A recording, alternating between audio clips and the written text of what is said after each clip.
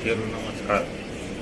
आज म तपाईहरुलाई चाहिँ जस्तै मोबाइलमा लक लाउनु भयो भोलिपल्ट अथवा एकछिनमा त्यही लक ट्राई गर्दा खुलिरहेको छैन। अब लक त त्यही लाउनु भएको तर त्यही लक पनि खुलिरहेको छैन भने चाहिँ अब त्यो अवस्थामा के गर्ने? तपाईँ पसलमा लानु छ त 5,000 रुपैयाँ सबै पुऱ्याउनु पर्छ भन्छ। तपाईले लक ट्राई गर्नुहुन्छ खुलिरहेको छैन। त्यही अवस्थामा तपाईहरुले घरमै बसेर पनि त्यसको समाधान गर्न सक्नुहुन्छ। कुनै पनि डाटा लस नभएको एउटा फोटो पनि एउटा कन्ट्याक्ट नम्बर पनि डिलिट नभएर कसरी चाहिँ त्यो हुन्छ भने चाहिँ आउनुहोस् भिडियो त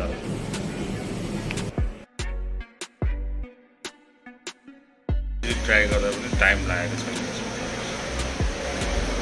10 चोटि 15 चोटि ट्राई गर्नुहोस् टाइम लागेको छैन।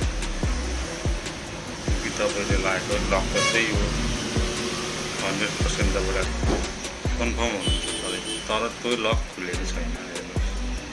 त्यसमा तपाईले ट्राई गर्नु टाइम लागिरहेको छैन। त्यो अवस्थामा तपाईले अब त्यसलाई स्विच अफ गर्नुहोस् भन्नु पावर अफ गर्नुहोस् भन्दा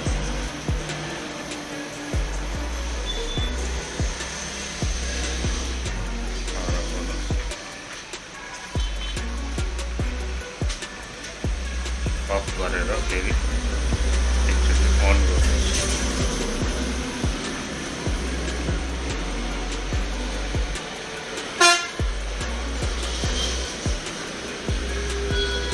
केही बेर पर्ने अन हुँदैन।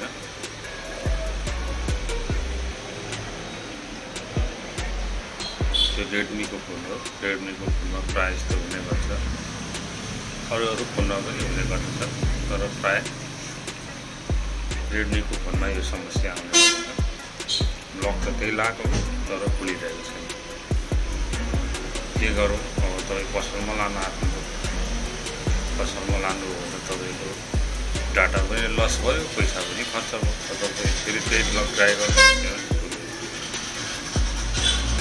तपाईँले राख्नुभएको लक त त्यही थियो तर खुलिरहेको थिएन। तर तपाईँले एकचोटि मोबाइललाई अफ गरेर अन गर्नुभयो त्यो लक खुल्छ। तपाईँले राखेको लक 100% चाहिँ कन्फर्म हुन्छ भने लक खुल्छ। तपाईँले बिर्सिनु नै भएको भने त्यो अवस्थामा तपाईँले पसलमा लगेर त्यसलाई रिसेट गर्नुपर्ने हुन्छ। तर सबै फोनहरू यसरी स्विच अफ हुँदैन।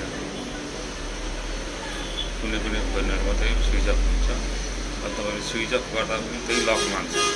कुनै कुनै फोन स्यामसङको फोनहरू जस्तै स्यामसङको फोनहरूमा चाहिँ तपाईँले स्विच अफ गर्दा पनि त्यही लक मागिरहेको हुन्छ। त्यो अवस्थामा तपाईँले चाहिँ स्यामसङको फोनलाई चाहिँ तपाईँले अफ गर्नको लागि भोल्युम डाउन र volume power button power button एकैसाथ थिचिरहनु पर्ने हुन्छ। त्यो गरेपछि रिस्टार्ट हुन्छ। रेडमीको फोनहरू त लक लगाइरहनु पर्दैन, त्यतिकै रिस्टार्ट स्विच अफ भइहाल्छ। त्यही स्यामसङको फोन हो भने चाहिँ तपाईँले मोबाइललाई अफ गरेर अन गर्नको लागि भोल्युम डाउन र पावर बटन 10-15 सेकेन्ड थिचिराख्नु जबसम्म मोबाइल अफ हुन्छ।